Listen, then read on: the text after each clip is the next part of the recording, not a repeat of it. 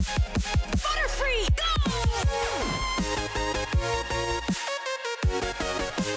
Yo, what is going on YouTube? It's your boy Dan, aka aDrive. But pretty guys, the Road to Master Bug Only series where I climb the online VGC doubles ladder in Series 5, the brand new series, and ultimately try to get to Masterball Tier with a team of only bug type Pokemon, which is pretty wild stuff, man. I have to say, before I go any further, I have not played competitive in about 2 months. I'm a very bit rusty here, but we're gonna do our best. We're gonna have some fun with it. I hope you guys enjoy. If you do enjoy these videos, be sure to like the video, subscribe if you guys are new, and of course I am doing this live with the Twitch homies. We've got over 2,000 people watching us here on twitch.tv/aDrive. So the new season has started, and we're gonna find out.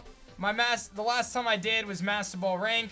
I apparently have a gift. I have no idea. And it's actually going to put me back in Pokeball tier. I guess it's because I haven't played it in so long. But let me actually back out of this. Let me show you guys the team that we're going to be working with.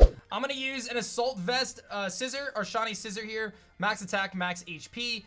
Meant to be kind of offensive. Could be a Dynamax candidate. I think maybe we'll use Okaberry or something like that in the future. But we'll try this. I'm also going to try an offensive Heracross with Aerial Ace to use Max Airstream. Again, not super sold on how good this is going to be, but it could be quite fun. And it's max attack, max speed. Our Durant coming back from our last Road to Master Bug. This thing is very offensive with Life Orb, hits incredibly hard. We've got Scuba Bug, our Trick Room offensive Pokemon with max attack and max HP.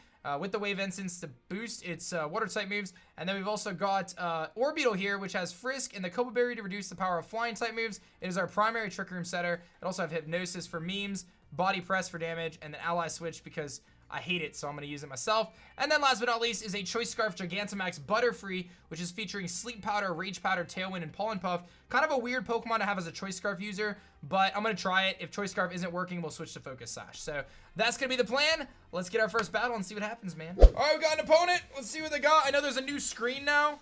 Coop, rank 5. Wait a minute. Okay, so he's got Indeedee, Gourgeist. Thank you, Anthony, for the cheer. Incineroar, Pelipper, Azumarill, and Lapras. Oh, rank 5 overall. Okay. So, obviously the Incineroar with Fake Out Pressure is potentially problematic because it can deal some damage there. I think we also have to be mindful of the fact that Indeedee can set Terrain, Gourgeist can be Trick Room, and then there's the Rain element there. Lapras being primary the Gigantamax option. And we have to be very careful of a potential like redirection from Indeedee to allow the Azumarill to Belly Drum, because if Azumarill Belly Drums, that is going to be a problem. So I'm actually going to kind of cover my screen here to the best of my abilities. I'm going to have to figure out this screen covering thing here in a second. Don't judge me, but let's give this a shot and see what we can do. Kind of lead situation here. I think I'm going to rock with, I definitely want to do that. Let's do this. I'm going to rock with this and see how it goes. So let's try that. Let's try that. Obviously got to fix my little Heracross here. He's here to block moves for us, but I don't know. All right, let's see what happens, man. I like he's in front of the Cramomatic. I still have my man bun behind me too. All right, so he's gonna lead with Incineroar, Pelipper, get the Rain up. He's got Fake Out Pressure as well, so you got to be very mindful there. I'm not sure who he's gonna Fake Out. I'm sure he's gonna Fake Out something, and he probably Hurricanes whatever he doesn't Fake Out, right?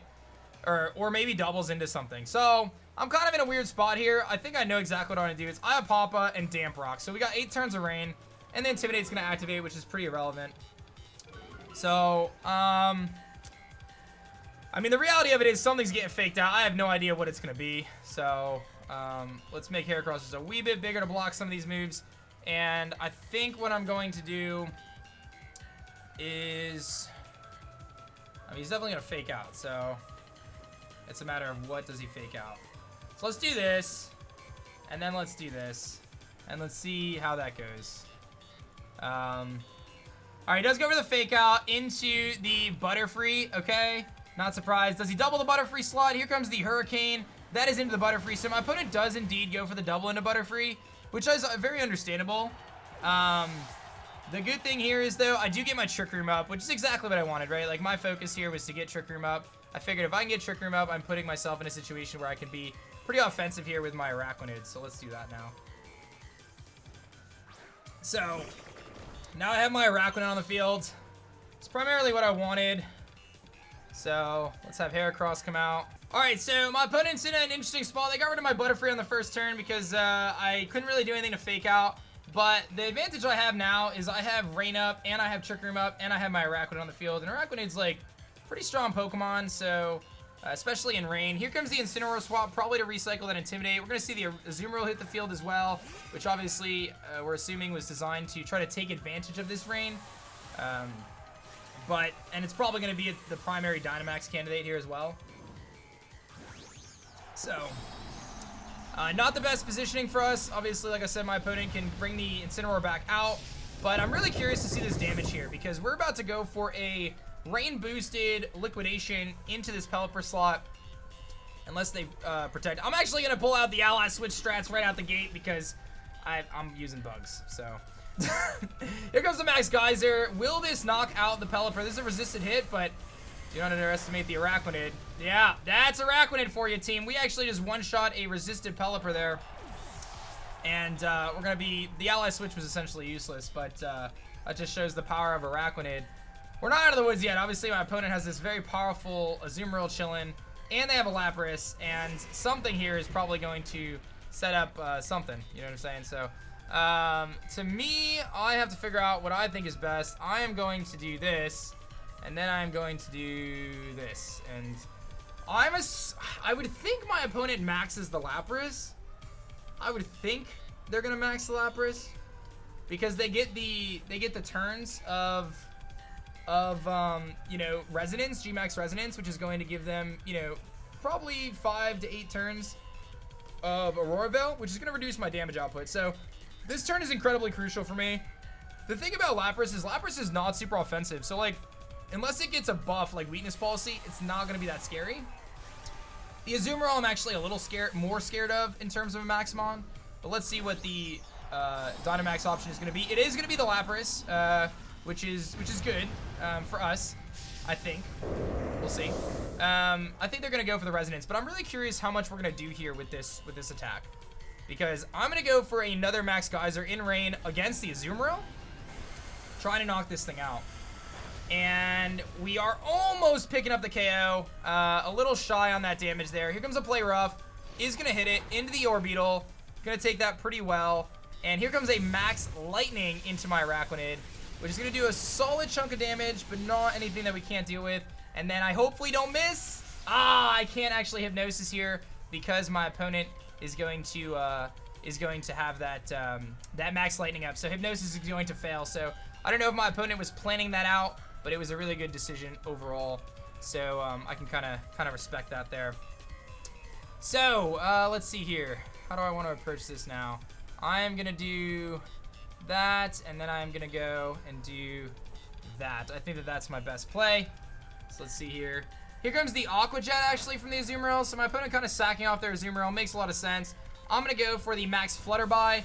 The beauty of this is going to drop the special attack stat of Lapras. Not gonna do a ton of damage, but it does lower the special attack stat of Lapras, which is going to make it so it's Max Lightning here may not actually pick up the KO, which is pretty clutch for us. Here comes that Max Lightning again, aimed into Araquanid. I think we actually will barely live this. We do because of that GMAX Flutterby there. And I'm going to get this Body Press off into the Azumarill. This is a resisted hit because of Azumarill's Fairy typing, but it is going to pick up that little bit of damage that we need to knock it out. Now remember, my opponent still has an Incineroar chilling, and I'm going to lose what is my last turn of Dynamax. So we're not, you know, in the prime position here.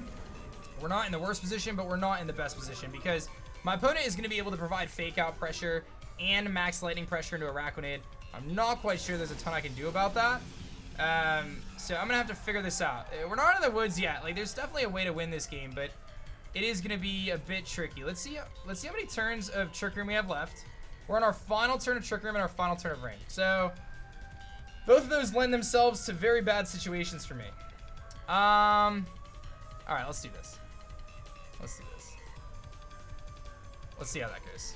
Here comes the Fake Out. It's going to go into the Araquanid. It's going to pick up the KO, so it's not going to work out either way. I should have Body Pressed. I was hoping I could maybe get fancy there and try to do something fancy, but that's not going to work. I think I'm going to take an L in this battle. I definitely just misplayed there. I should have 1,000,000% Body Pressed the Incineroar, but that's okay. All I have left is Scissor. Scissor can beat the Lapras, but it cannot beat the Incineroar, and that is where I should have most certainly...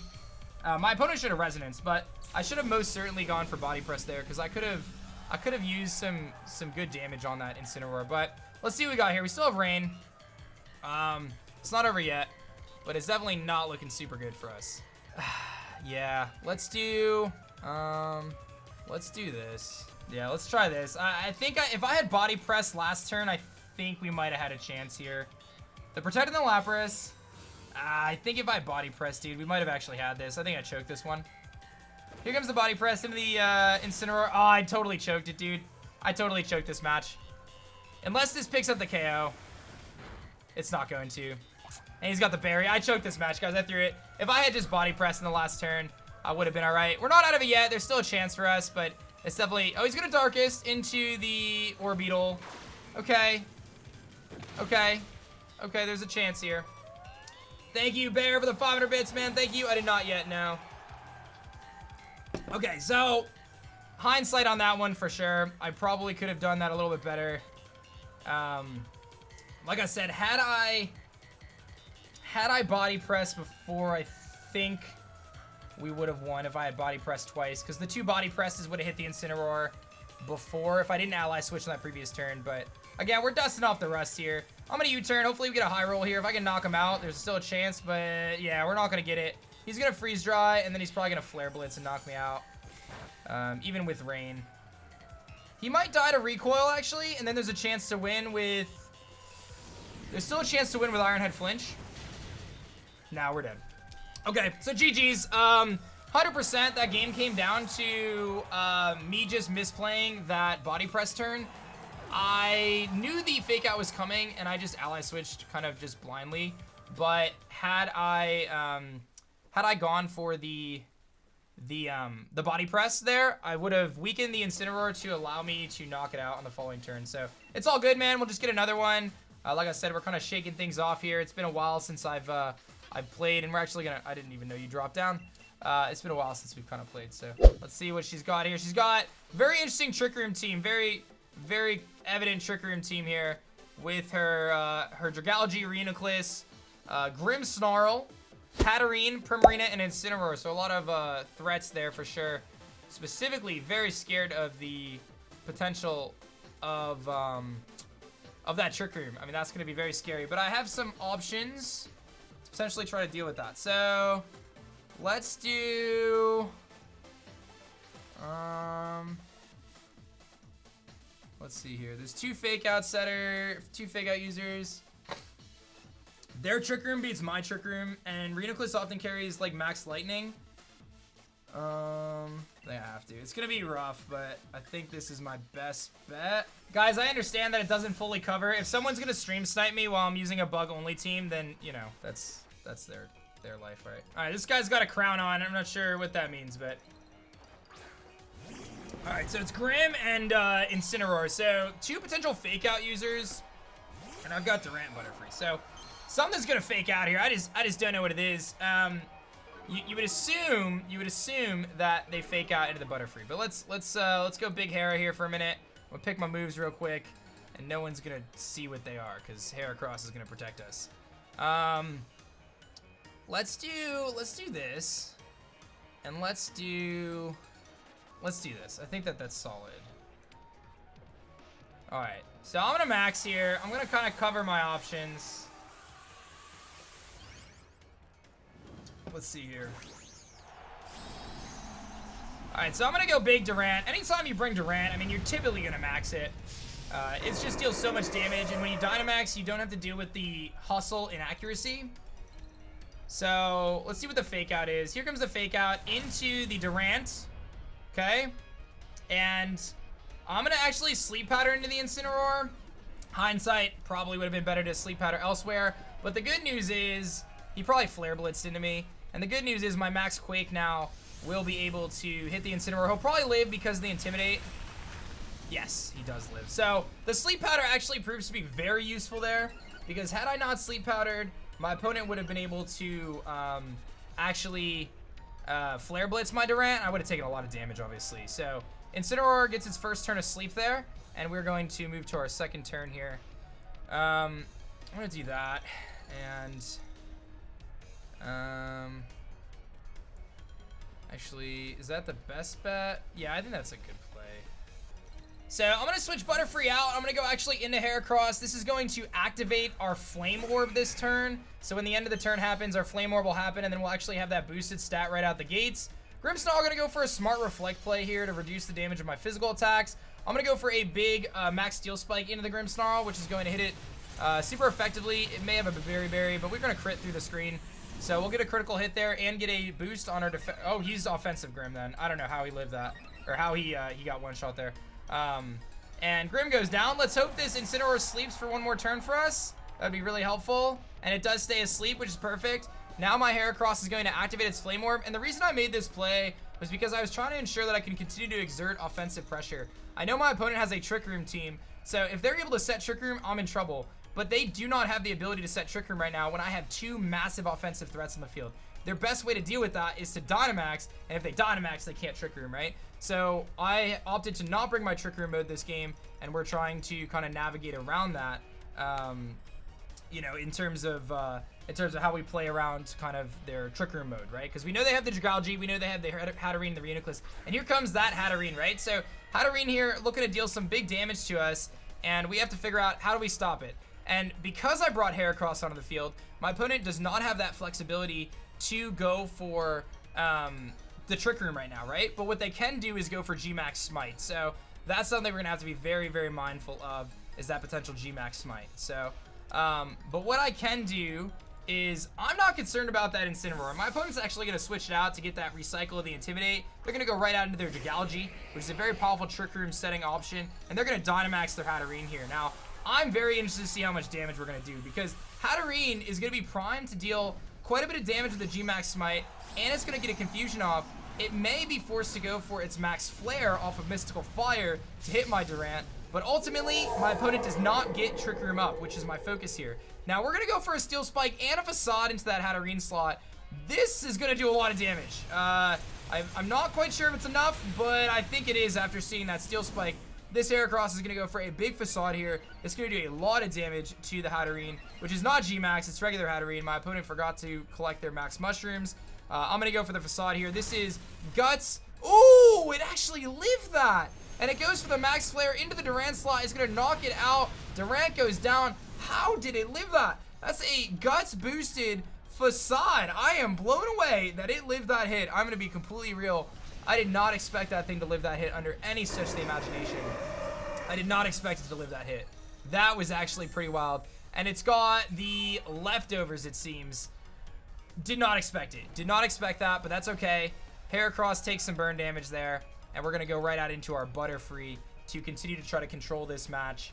Yeah, I think Butterfree's the play here. Oh, Reflect is up. That's why. Yeah, so Reflect is up, which is the situation.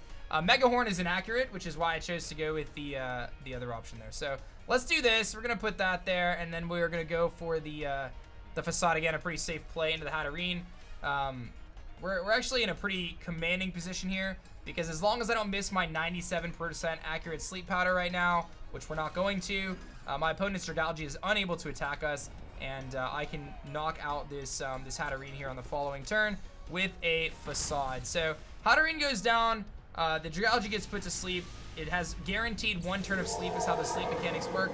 And for those who may be new to VGC, sleep is not, there's no clause for sleep in VGC. I know some people are familiar with the Smogon competitive format, where you can only put one thing to sleep at a time. In VGC, you are actually free to put the entire team to sleep if you want to. Sleep is a very strong mechanic, but it obviously can be combated by things like electric terrain, like redirection to kind of change that. Obviously, Sleep Powder doesn't work against certain things. So here my opponent has two sleeping Pokemon, one of which is most likely to wake up this turn, that Incineroar. I'm going to actually go for the Sleep Powder onto the Incineroar in case it does wake up, and then I'm going to go for a big Facade into the Dragalge slot to try to knock that thing out. But, again, yeah, so my opponent actually chooses to not go for the Fake Out, probably looking to go for the Flare Blitz, understand they're going to need to pick up a KO here. That Reflect is doing wonders. Here comes the Wake Up on the Incineroar. Flare Blitz coming off, and this could be really bad for me. Butterfree is going to go down, and now my Heracross is going to have to take a Draco Meteor from this Dragalge if it wakes up. This could be really bad for me. But Luckily, Incineroar goes down there as well. And let's see what this Dragalge is going to wake up or not. It does not, and that should seal the deal for us. We should be in a pretty good spot to knock out this Dragalge and seal the deal. So, hindsight on that turn, I should have attacked the Incineroar.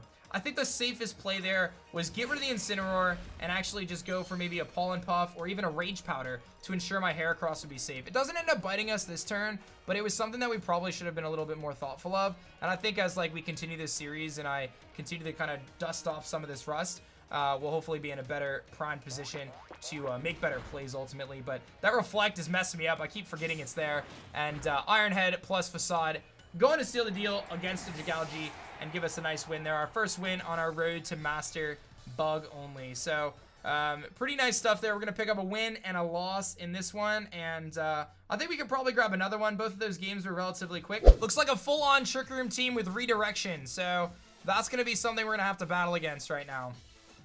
What we see is we see a team that features Indeedee as well as Porygon, both of which can set Trick Room. Amoonguss, very good for redirection. Marowak, also very good. But also the strategy of Alakazam plus Indeedee with Expanding Force. So we see a handful of different strategies here that my opponent is trying to utilize, which could be very difficult for us to beat. So we've got our work cut out for us. There's no doubt about that. But I do think that this is a battle that we could potentially win. So we're going to do our best here to try to do just that. So let me figure out what my best strategy is going to be. I realize my Heracross needs to cover the screen a little bit better. He's not doing the best at helping me from being stream sniped, to be honest, but it's okay.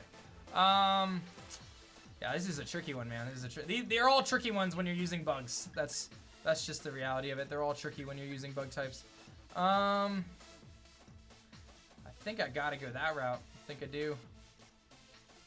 I'm telling you what, that Amoonguss is gonna be a headache and a half, but we're gonna rock with this and see what we can do. That Amoonguss is going to be a headache. I know it already. So my opponent, like I said, is a dual mode team. They're most likely going to lead Indeedee Alakazam, or they're going to lead their Trick Room variant, which is probably Indeedee Porygon 2, or Amoonguss Porygon 2. So we'll probably see one of those variations. My man's got the Chairman Rosehair, and going to lead it off with the Indeedee and the Porygon 2. So my opponent is indeed going for the Trick Room option, which is not to be surprised. Not surprising, rather. And I have to figure out how do I want to try to combat my opponent's Trick Room here. Obviously, you know, I'm trying to remember what their Trick Room offensive mon was the... Okay, so they're going to have the Psychic Seed. Okay, that's fine. And the Porygon is going to download, and it's going to get an attack boost, which is generally what we want, because the special attack boost is going to benefit him more. So, let's get... This isn't the worst situation for us. I think this is something we can work around. So, let's do that, and let's do this. Okay. So, my assumption here is that my opponent is going to prioritize setting up Trick Room, which involves going for Trick Room with Porygon, and then Indeedee will typically go for something like a Follow Me to redirect any attacks that I would have, like a Close Combat. Doesn't actually go for the Follow Me. I'm going to get a Sleep Powder off into the Porygon, and I need to not miss this Mega Horn, please. Here it comes. I missed the Mega Horn, and we're going to get bought by an Expanding Force. So, that's a really unfortunate turn for us. It's probably going to put us in a situation where there's not really any way we're going to win this now. Had I hit that, I think we're in a tremendous spot. But because I missed, Heracross is going to get burned here. And we've got one extra turn, but not the ideal situation for us by any stretch of the imagination. Missing a massive Mega Horn there is going to really, it's honestly going to ruin us quite a bit, because it's going to totally mess up our strategy. Not a whole lot we can do, though. 85 base power move. We missed. I made the exact right play I needed to make. I can't Pollen Puff myself right now because I miss a second Mega Horn.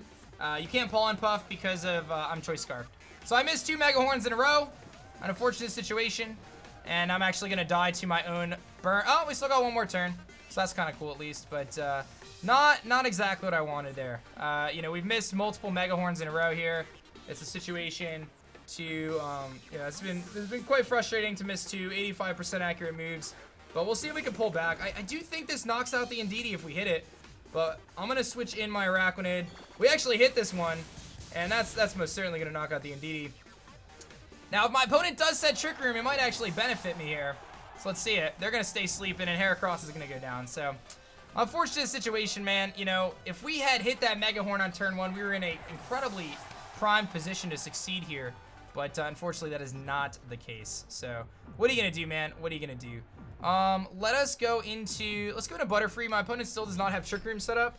So, let's go Butterfree in case they have Marowak in the back. And let's see what they're going to do. This probably is the Marowak. Here comes the Marowak.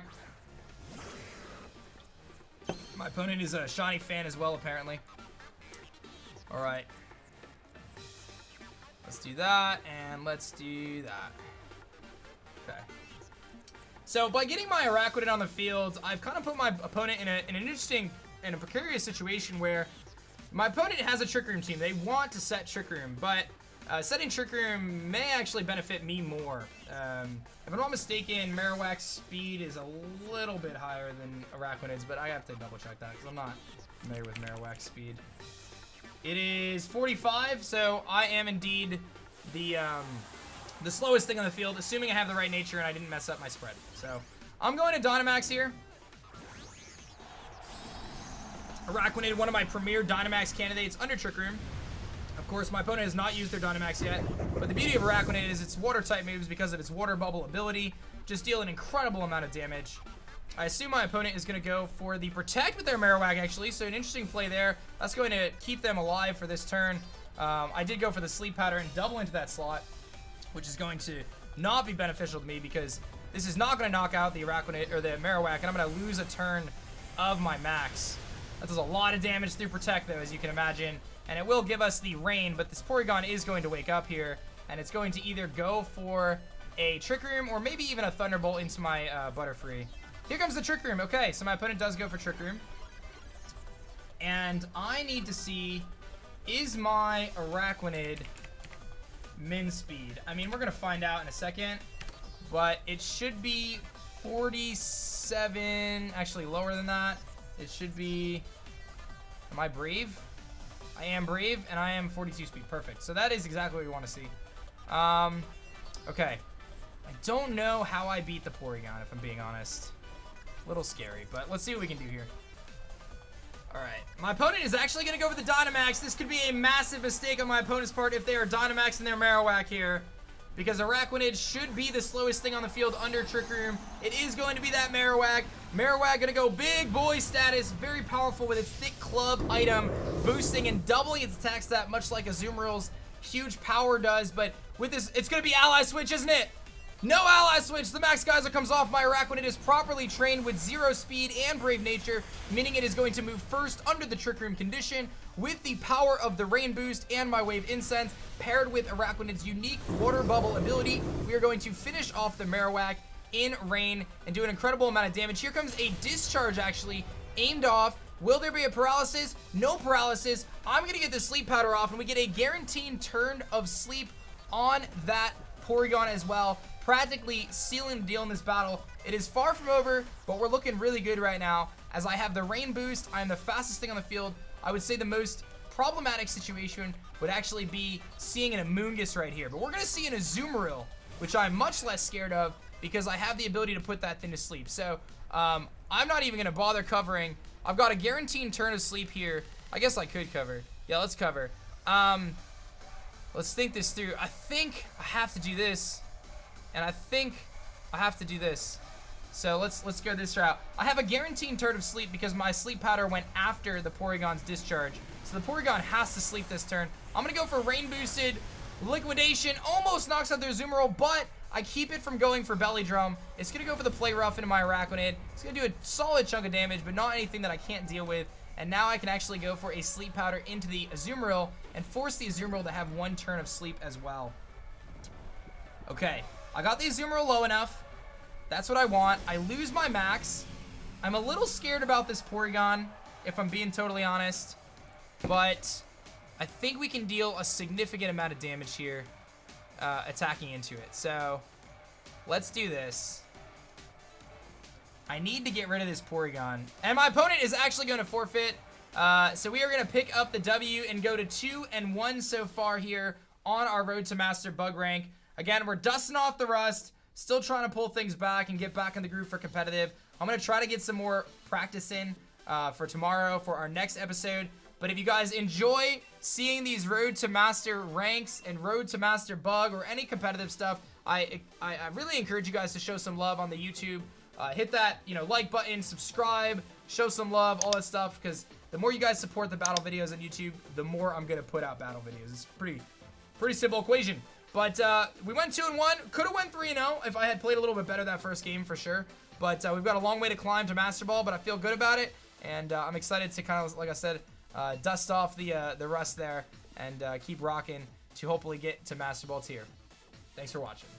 I know you guys just dug that video, but let me tell you, I think you're gonna love this one. It's a top tier video, but if you want to listen to YouTube thinks that you should watch this one. So pick one of the two videos and have yourself a great day.